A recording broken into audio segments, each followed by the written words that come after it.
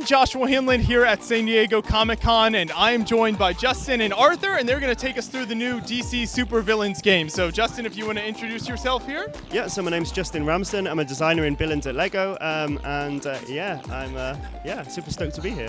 Awesome. Thank you so much for joining us. And Arthur? I'm Arthur Parsons. I'm head of design at TT Games, and I get paid to come up with stupid ideas. So. The best job ever. There you go. Yeah. I like it very much, but one of your good stupid ideas that you have here is the DC Super-Villians game. Who will save the city now? Citizens, remain calm. Everything is under control. The control of Super-Villains. One thing I definitely want to ask you guys about is the collaboration aspect between LEGO and TT and how that works as you're working on a game and how that all comes together. So from your perspective, Justin, as a designer, what's it like working on the game? So it's fantastic. I mean, we've had a great partnership with TT for a number of years and over some fantastic games. It's great. So we build models at LEGO and provide them to TT, and they get to put them in the games. Or the TT designers, they have model designers and graphic designers as well as we do at LEGO. They get to do some fantastic creations as well, and we review those and make sure that everything can be built by kids at home. That's like the main thing, is whatever you see on screen you can be able to build if you have multiple bricks and multiple colors. So we both go backwards and forwards with this great collaboration and make an excellent game out of it. And then from the TT perspective, what's it like when you guys are working with LEGO? Well, it's obviously great. At the end of the day, we're coming up with like what we want to be the kind of the best game idea, the best the best gameplay that someone's going to play at home. And then when we're marrying like our gameplay ideas with LEGO, it's a kind of like the perfect marriage. We get every set we possibly can into the game, and then because Justin and his team can't come up with as many sets as we'd kind of want to fill a roster, we'll then also just pad the game out with extra characters and everything else. But that collaboration comes to the fact that everything's designed as though it was a toy, as though it was something you'd be able to buy, even if it isn't, just to make sure it's authentic. Everything has to be authentic from both the IP in terms of DC, but also the IP in terms of LEGO. And as Justin says, we've got a team of people that are paid to build real LEGO in our office as well. We also have people that put pieces together for the props and the things you interact with and blow up, and the vehicles. And so we'll use like the sets, but we'll also use the sets as inspiration for the things that we'll also add. So any vehicles that, for whatever reason, Justin and his team won't have picked because, there's however many sets they've got for a year.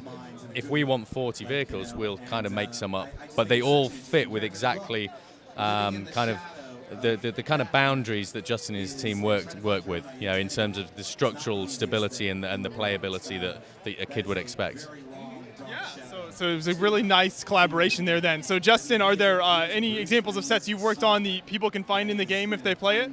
Yes, so there's a few. I don't want to give too much away because, major spoilers. But there's also some 2019 sets that we've managed to sneak in there as well. So I know if you're a fan of the LEGO universe and then the game as well, and you're playing it along and like, oh, that'd be amazing if it was a set. Well, maybe, wait and see. So, it's really nice to hide those things in. You never know what you'll see in the game then. Exactly. But one thing that's really great about this, and also great about LEGO, is the minifigures with LEGO, and that's something you've captured really well here with all the different villains in the game, and you can actually create your own, basically, character at the beginning, correct? Yes, so all the LEGO games we've done since like 2005 have had a character customizer, but it's always been for free play purposes. This time round, we wanted to kind of change it up, do something different. So the customizer is front and center. First thing you do is build your own villain. You can change the colors of hair, any of the different pieces. You could have fairy wings, hero and villain capes, whatever you want. You can then assign powers and attributes. So you can be a speedster, you could be super intelligent, super strong, whatever you want to do. And then you can basically drop straight into the game. And your villain is alongside Joker and Harlequin and Lex, Scarecrow, Riddler, all these bad guys. And as you progress, you can upgrade your character. You get new powers, new abilities. And that character that you may initially think is like, it's just a cool thing that I've made my villain, actually becomes a really important, integral part of the story. And that's how like players will buy into it. You've got the rich, sort of varied, colourful world of the DC villain universe. and then your characters in there, really interacting and really being sort of key to the story. It's really kind of, we think it's really innovative because we've never done it before, and the reaction from kids has been great. It's like, I get to be me with like Joker or whoever it may be. It's really exciting. So I can't wait for kids to play it. Yeah, and that definitely captures what, at the end of the day, is the essence of building with Lego bricks in general. Is just that unending, possibilities there. So the fact that you can incorporate that in the game is really great as well. And so you both were on the DC panel that happened the other day here at Comic-Con. That was really excellent. Lots of great insight there. You ran through a number of the characters that were in the game. So do you have a favorite character that you were able to include here? I think, I like the really obscure characters. So I like the Justice League. I like the Legion of Doom. I really like the Justice Syndicate. Owlman and Johnny Quick and Grid, because I think they're really. It's awesome to have characters that look similar to the Justice League who are just super bad. I love that. But I like quirky characters. So I like characters like Clock King. I like Toyman. I like Ventriloquist. I like the bizarre characters because they have the best backstories, and they also have the most ridiculous powers. So they're my favorites.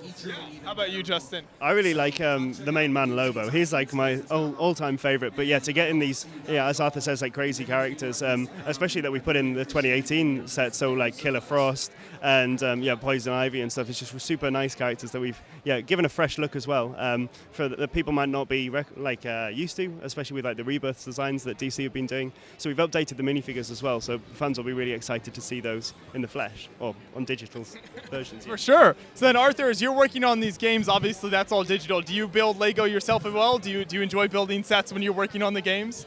Yeah, absolutely. I've been playing with Lego for I obviously wasn't playing with Lego for the first couple of years of my life, but I've probably been getting nearly 40 years worth of play from Lego, all the way from back in the day with my old kind of 70s space Lego. So I still enjoy Lego. I don't really play with it anymore. I build it to just populate my desk and make my desk super messy and exciting. But yeah, I've got loads of minifigures all over my desk. I always get the vehicles. I also go down to our vehicle builders in our office, and I'll generally tend to permanently borrow models that they build for the game, because they build it first in real Lego and then digitally. So I'll always try and get those prototypes and borrow them. But yeah, and I love to keep the gift with purchase minifigures. So for LEGO DC Super-Villians, it's actually a super exclusive Lex Luthor, but in a Superman power suit. I think the guys at LEGO did a great job of capturing Lex.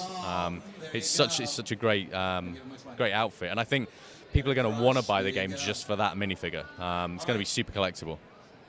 Yeah, that'll be very neat. So that's some great insight into the game and the collaboration there. That's really fascinating to hear.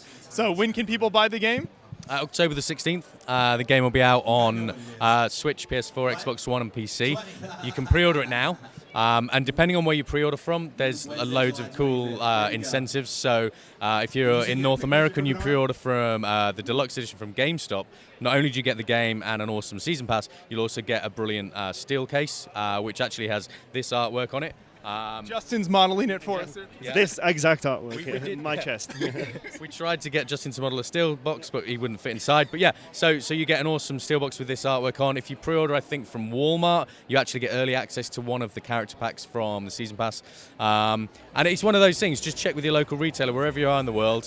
You can pre-order it now. But on October the 16th, people will all be able to play it and enjoy it.